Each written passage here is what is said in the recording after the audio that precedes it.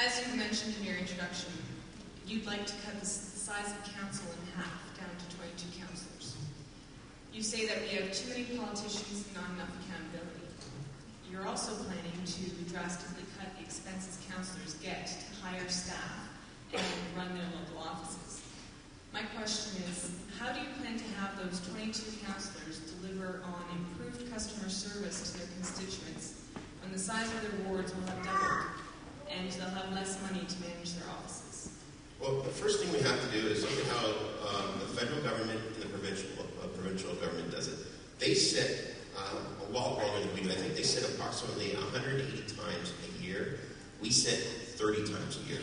So they're working a lot harder and they put a lot more hours in the House compared to City Hall. If they can do it, we can do it. It's very, very simple. I saw my dad do it.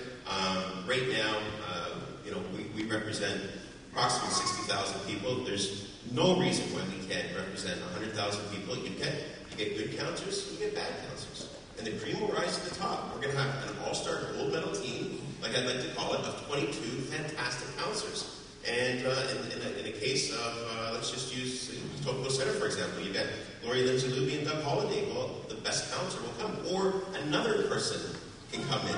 And you know what? You will have great customer service because it will force people to do it. And again, if you look at the school board, a simple school board trustee can do it. And if an MPP and an MP can do it, what makes us any different as a city councillor? 30 seconds. I don't, and then obviously, when that gets approved, it's already been thrown out. When we found out under the Toronto Act we had the power, I just put a motion on the floor, and we got 14 votes without any staff report, without any pros and cons, and 14 councillors support it. Everyone's saying you're not going to get 1 or 2 votes. I'll assure you, we'll get this through in the 3rd year, and then you put the expense accounts appropriately allocated for that position, and the pay and everything else will fall in place. Thank you. Thanks, Mr. Ford. Joe, you're the candidate that represents the status quo at City Hall. But despite current situation that people are very dissatisfied with how things were being run for the last 2 terms, how do you differentiate yourself from the David Miller era? 9 seconds. Okay, well, I'm a continuation of Mayor David Miller once you make me mayor, as I'm a continuation of former Mayor Mel Lastman, former Chairman Alan Tonks, and so forth.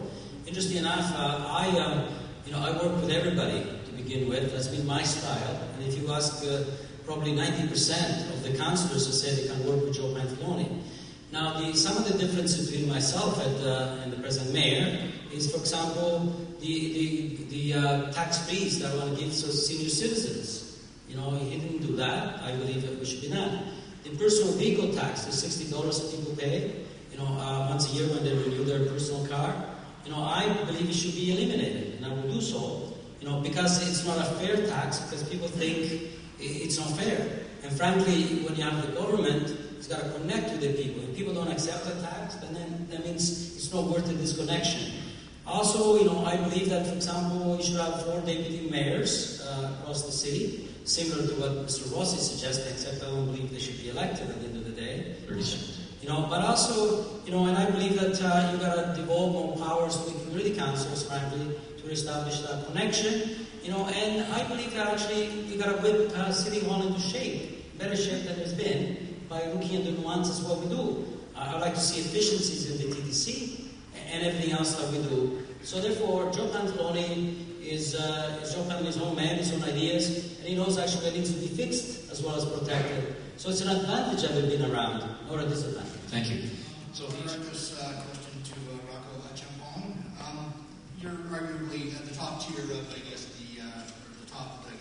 second tier of mayoral candidates. The media is projecting this, as a 2-person race. The only one is here today.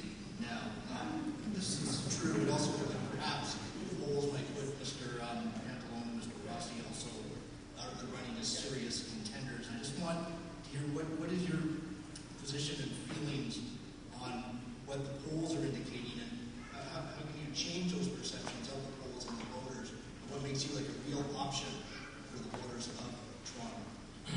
Thank you, Mr. Shackleton, for that question. The polls are very revealing. In the words of one of my favorite professors of all time, Professor Rothstein, he says statistics are much like a bikini. What it reveals is interesting, but what it conceals is vital. More often than not, you're being told that this candidate has X percent support within decided voters. What you're not told is that there is a large coterie of voters who have been accounted for in the voting panel. I've been meeting quite a lot of people, and based on my own campaigning and going about, I've estimated roughly about 70,000 people support me. Now, my friends, and I'm not the welfare candidate, my friends are the welfare candidate. Why? Because they receive corporate subsidies every time they're invited to the televised debates on CP24. You're beamed out to 2.7 million homes, but I only join them at debates like this, speaking to 400 or 500 people. It's not fair. Why me? Because on my everyday, I fight for fortunes and freedoms. That is my profession.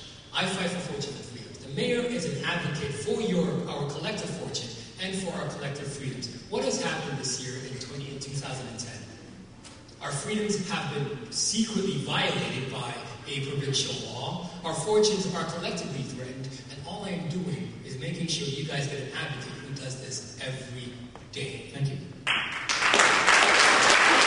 What other specific issues would you be bringing outside of public transit to deal with the gridlock that is so, such an issue?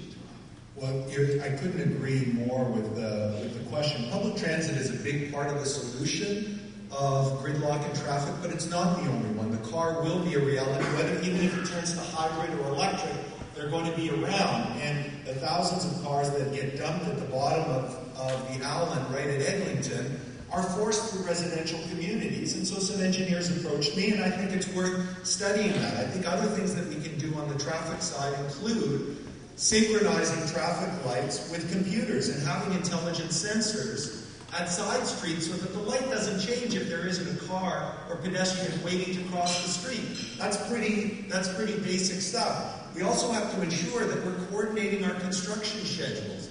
It's nuts to have every single north-south or east-west artery under construction at the same time, and then there doesn't seem to be any kind of real set schedule to ensure that we complete these things on time, whether it's Roncesvalles, whether it's the disaster that we've had on Bloor Street, whether what's happening to Avenue Road.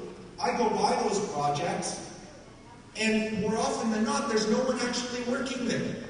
In New York, this is a major artery, and they make sure they have 3 shifts, they work on weekends, they get it done. Imagine New Yorkers putting up for 5 minutes on Fifth Avenue what we've allowed to happen for months on end on Bloor Street West. It just wouldn't happen. Thank you. And it shouldn't happen in Toronto.